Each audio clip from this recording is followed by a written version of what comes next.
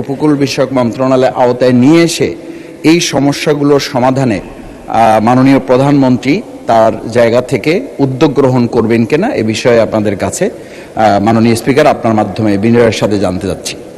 মাননীয় প্রধানমন্ত্রী, আপনি আপনার এলাকার যেই সমস্যার কথা বলেছেন সেটি শুধু আপনার এলাকার সমস্যা নয়, বাংলাদেশের বহু মানুষ আছে, এমনকি আমার যেটা ডিস্ট্রিক্ট সেই বগুড়াতেও সারিয়াকান্দি অঞ্চলে এইরকম নদী ভাঙনের সমস্যা রয়ে গিয়েছে মাননীয় স্পিকার।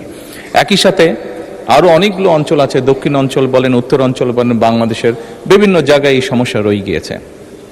এই সমস্যাটা একদিনের নয় মাননীয় সংসদ সদস্য, আপনি যেহেতু ওই অঞ্চলের মানুষ, ওই অঞ্চলে বেড়ে উঠেছেন, আপনার নিশ্চয়ই ধারণা আছে কিভাবে এই সমস্যাটি তৈরি হয়েছে। এখানে সবচেয়ে গুরুত্বপূর্ণ দুটো বিষয় আছে।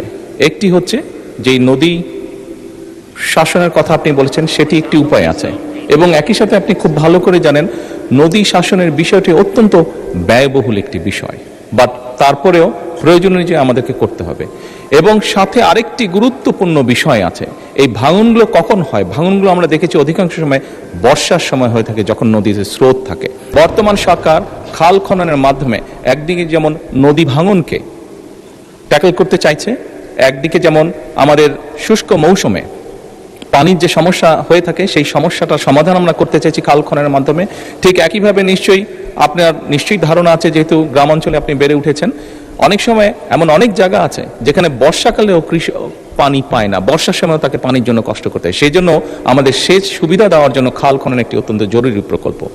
আপনার নিশ্চয়ই আরেকটি ধারণা আছে, বিশেষ করে ঢাকা শহরে এই সমস্যাটি আছে, এবং গ্রাম অঞ্চলেও যেখানে চাষবাস খুব বেশি হয়ে থাকে সেখানেও এই সমস্যাটি ধীরে ধীরে দেখা যাচ্ছে। সেটা হচ্ছে যে আমাদের ভূগর্ভস্থ যে পানি আছে সেটির স্তর ধীরে ধীরে নিচে নেমে যাচ্ছে।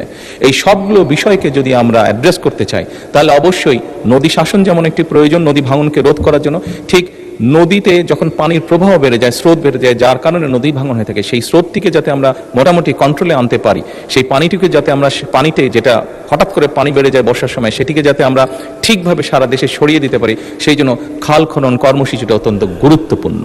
সেই জন্য মাননীয় সংসদ সদস্য, মাননীয় স্পিকার, আমরা নদী শাসনের ব্যাপারে যেরকম আমরা উদ্যোগ গ্রহণ করছি সরকারের পক্ষ থেকে, একইভাবে সামগ্রিকভাবে এই সমস্যাটিকে কম খরচে, যেহেতু বাংলাদেশের জন্য ব্যয়বহুল বিষয় নদী শাসনটিকে কম খরচের জন্য সবচেয়ে বেশি আমাদের জন্য সহজ হচ্ছে খাল খনন, সেটির উপর আমরা গুরুত্ব আরোপ করছি। মাননীয় স্পিকার, ধন্যবাদ।